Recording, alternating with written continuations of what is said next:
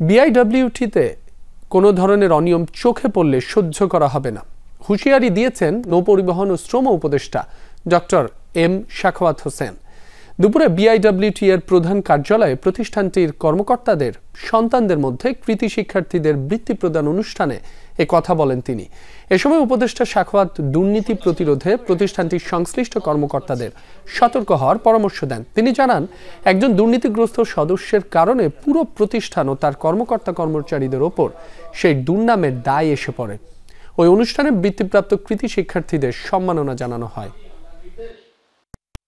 এই প্রতিষ্ঠানকে ভালোভাবে রাখতে না পারেন, এই প্রতিষ্ঠানের দুর্নাম হয় চারিদিকে, তাহলে এটা আপনাদের একজনের না সবার দুর্নাম হবে। একজনের জন্য সবাই দুর্নাম হয়। কোনো ধরনের অনিয়ম আমার চোখে পড়লে আমি সেটাকে সহজে গ্রহণ করতে পারি না। হয়তো আমার ব্যস্ততার কারণে ফসকে যায়, বাট আই ক্যানট অ্যাকসেপ্ট।